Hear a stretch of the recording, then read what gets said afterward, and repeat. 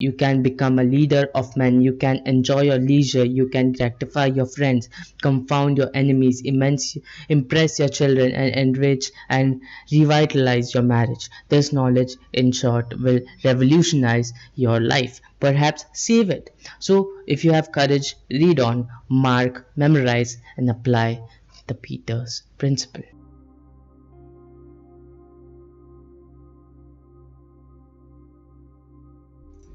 Context of the book includes 15 chapters and a glossary. I will be starting with the introduction. Introduction by Raymond Hull. As an author and journalist, I have exceptional opportunities to study the workings of civilized society. I have investigated and written about government, industry, business, education, and the arts.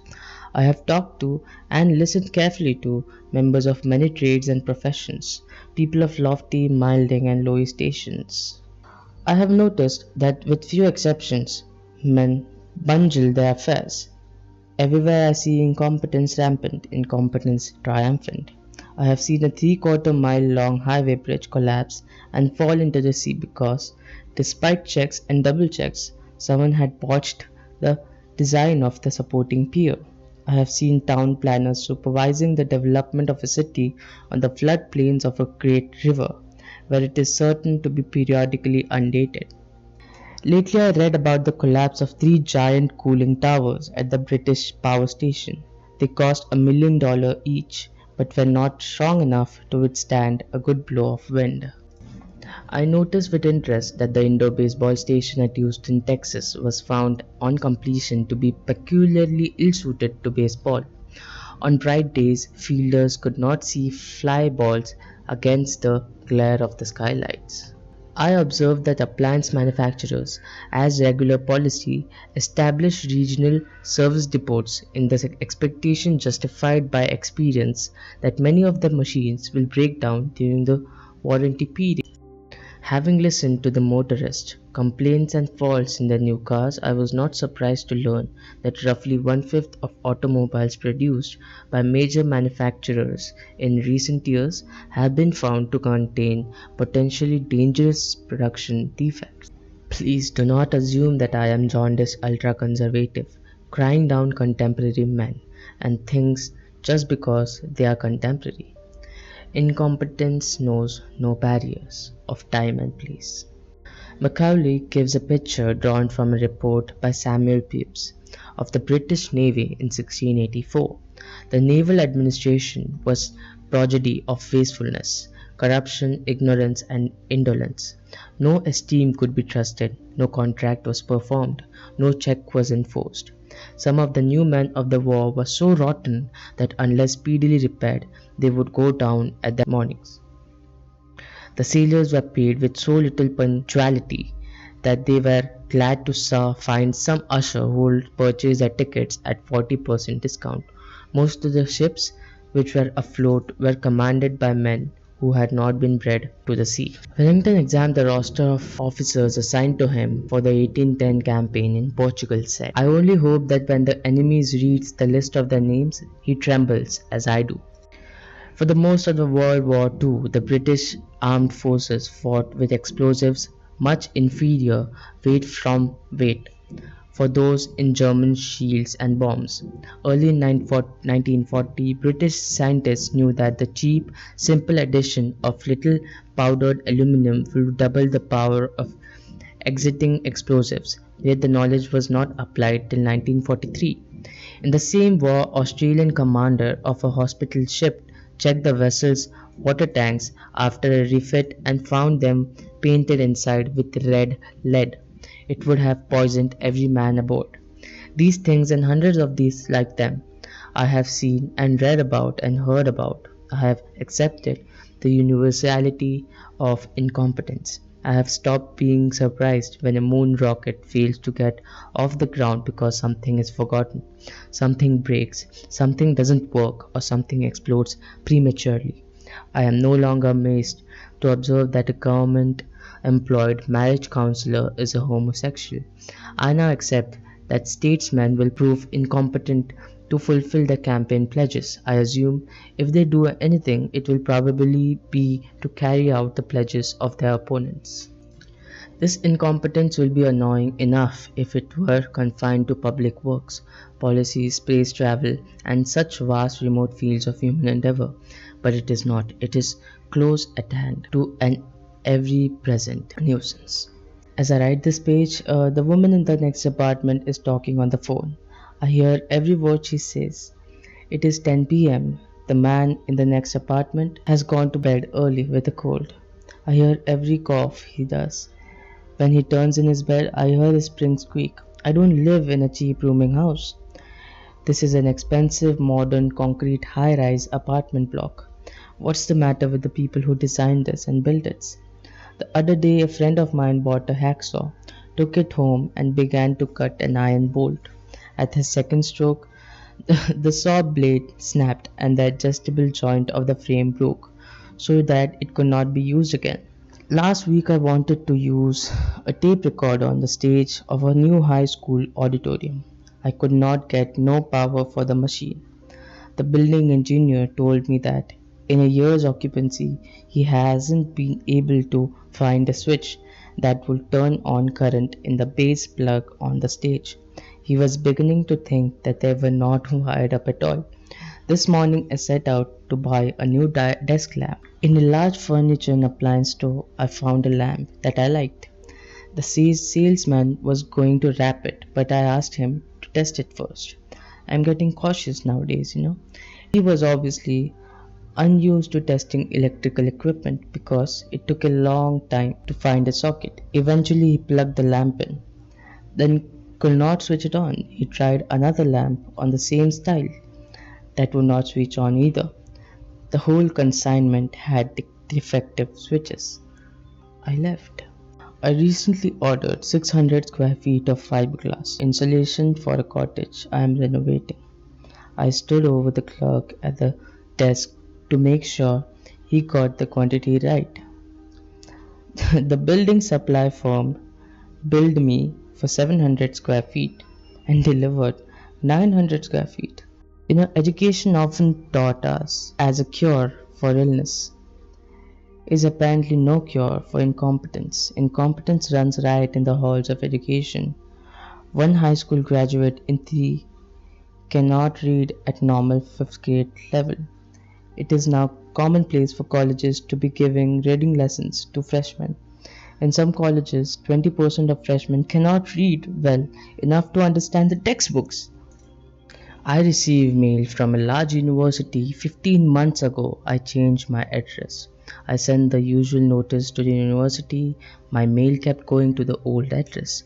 After 2 more change of addresses, notices, and a phone call, I made a personal visit. I pointed with my finger to the wrong address in the address book, dictated the new address, and watched a secretary take it down.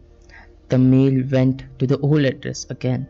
2 days ago, there was a new development. I received a phone call from the woman who had succeeded me in my old apartment and who, of course, had been receiving my mail from the university.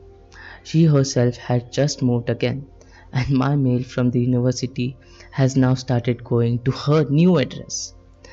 As I said, I became resigned to the omnipresent incompetence. Yet I thought that if only its cause could be discovered, then a cure might be found. So I began asking questions. I heard plenty of theories. A banker blamed the schools. Kids nowadays don't learn effective work habits. A teacher blamed politicians. With such inefficiency at the seat of the government, what can you expect from the citizens? Besides, they resist our legitimate demands from adequate education budgets. If only we could get a computer in every school. An atheist blamed the churches, drugging the people's minds with flavors of better world and distraction them from practicalities. A churchman blamed radio, television, and movies. Many distractions of modern life have drawn people away from the moral teachings of the church. A manager blamed unions. The workers just doesn't care nowadays. Thinks of nothing but raises, vacations, and retirement pensions. You know, they're just blaming each other. A multitude of different explanations is as bad as no explanation at all. I began to feel that I would never understand incompetence. Then one evening in a theatre lobby during the second intervention of a duly performed play, I was grumbling about incompetence, actors, and directors and got into conversation with Dr. Lawrence J. Peter, a scientist who has devoted many years to the study of incompetence. The intervention was too short for him to do more than what my curiosity. After the show, I went to his home and sat till 3 a.m. listening to his lucid, strikingly original exposition of theory that at last answered my question: why incompetence? Incompetence explained, I thought to myself. My mind flamed at the thought. Perhaps the next step might be incompetence eradicated. With characteristic modesty, Dr. Peter has so far been satisfied to discuss his competence with a few friends and colleagues and give an occasional lecture on his research.